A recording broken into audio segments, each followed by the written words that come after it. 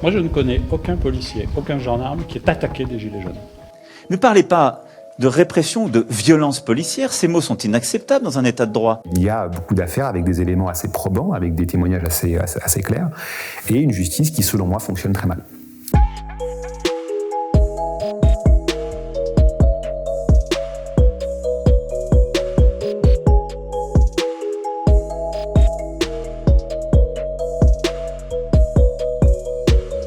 Je traite un certain nombre de dossiers, en effet, de ce que j'appelle moi des violences policières illégitimes, notamment l'affaire Adama Traoré. Adama Traoré est mort le 19 juillet dernier à Beaumont-sur-Oise.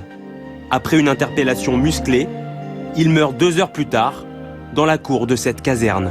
L'affaire de Madame Zineb Redouane. Zineb Redouane, 80 ans, est chez elle. Elle ferme ses volets pour se protéger des gaz lacrymogènes lorsqu'un projectile l'atteint en plein visage. L'affaire de M. Gay Camara. Gay Camara, c'est un jeune homme de 26 ans qui a été assassiné dans la nuit du 16 au 17 janvier par la police d'Épinay-sur-Seine. L'affaire Abdoulaye Fofana à Montfermeil. Les policiers ont interpellé un jeune homme de 20 ans soupçonné d'être impliqué dans des échauffourées. Le problème, c'est qu'ils l'ont frappé dans le hall de son immeuble. C'est l'affaire d'ailleurs qui a inspiré le film Les Misérables. Curtis Robertin. Curtis, 17 ans, est mort en cherchant à éviter un contrôle de la BAC à Antony. Fabo Karitandia. Il y a 4 ans, un sans-papier malien sortait de sa garde à vue dans le coma pour des raisons encore inexpliquées. Aboubakari Tandia mourait 1 mois et demi après. Certains gilets jaunes, notamment Monsieur Frey, qui a perdu un œil. J'ai entendu une première balle qui tape dans le mur, une deuxième je crois, et la troisième je l'ai pris dans la tête.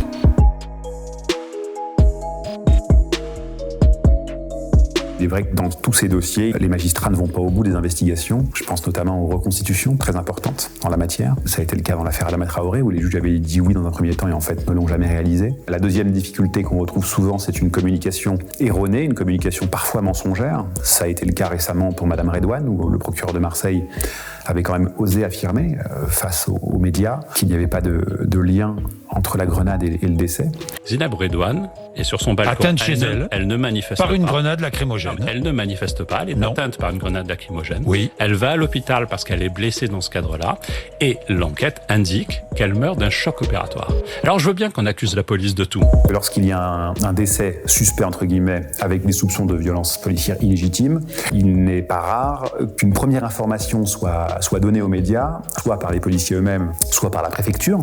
Et malheureusement, certains journalistes ont tendance à reprendre exclusivement une version sans demander l'autre version. C'est ce qui s'est passé récemment dans l'affaire Bas, où le préfet du Val d'Oise a rédigé un communiqué partiel et partial, dans la mesure où il ne faisait pas état des différents témoignages qui existaient déjà et qui mettaient en avant le rôle actif du fourgon de police dans le cadre de l'accident tragique de M. Bas. Ça permet ensuite de spéculer sur le comportement qui était celui de la personne qui est décédée. L'opinion un petit peu qui va arriver, ça va être de se dire la personne décédée était un voyou. En l'absence d'éléments objectifs, certains sur les raisons du décès, à ce stade, beaucoup de gens préfèrent prendre position pour les forces de l'ordre. Même si juridiquement, ça ne tient pas la route. Le plus important, c'est de dégainer et de mettre ce doute. Vous savez, calomnier, il en restera toujours des traces. Et en effet, ce sont des choses ensuite qui sont assez compliquées à rétablir.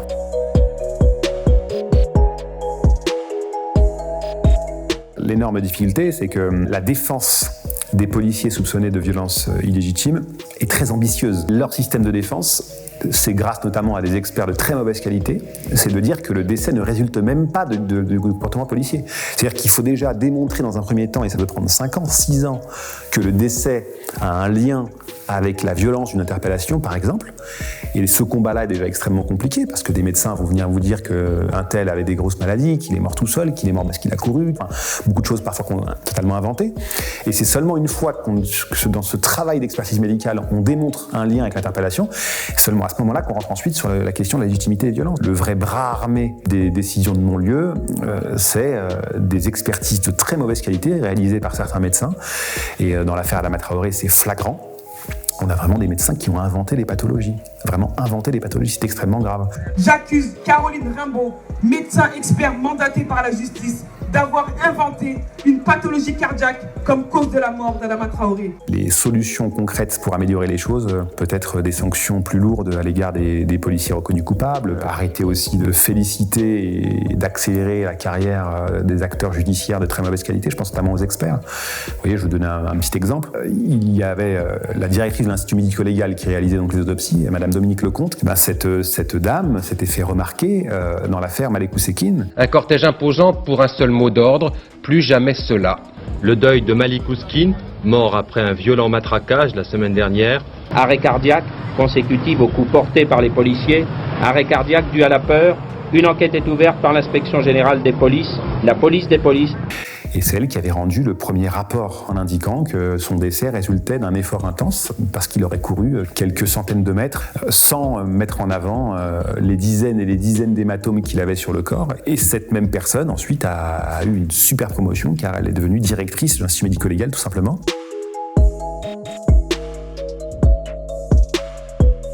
Le décalage entre leur comportement, leur manière de faire des investigations dans un dossier normal et les dossiers de violences policières illégitimes, de soupçons en tous les cas, est tellement éloigné que vraiment je comprends pas comment un magistrat instructeur peut être aussi brillant dans un dossier classique, puis ensuite tout à coup refuser tout acte d'investigation, interroger des policiers sans poser les questions les plus importantes. Il faut savoir que la France a été condamnée à plusieurs reprises pour ce manque d'effectivité de l'enquête, avec des juges malheureusement parfois qui refusent d'entendre certaines personnes, certains témoins. Dans l'affaire Adama Traoré, les juges d'instruction n'ont même pas demandé aux gendarmes pourquoi ils ont mis tout leur poids sur le corps d'Adama Traoré, alors que c'est la question centrale. Je constate que le comportement judiciaire et policier est le même lorsque la victime est un gilet jaune ou un jeune de quartier populaire de telle ou telle origine. Les enquêtes de l'IGPN aboutissent toutes. Elles n'aboutissent pas peut-être à ce que les gens veulent entendre. Au niveau disciplinaire et au niveau de l'IGPN, ça peut parfois aller très vite, mais pas dans les affaires de soupçons de violence policière légitime. Lorsqu'un policier est poursuivi pour vol, par exemple, ou pour des malversations, ou que sais-je, les sanctions sont extrêmement rapides et extrêmement sévères. J'ai déjà, moi, plaidé devant des juridictions en disant qu'il n'était pas normal d'être plus sévère comme ça à l'égard d'un policier. Donc c'est vous dire, il y a beaucoup d'affaires avec des éléments assez probants, avec des témoignages assez clairs, et une justice qui, selon moi, fonctionne très mal.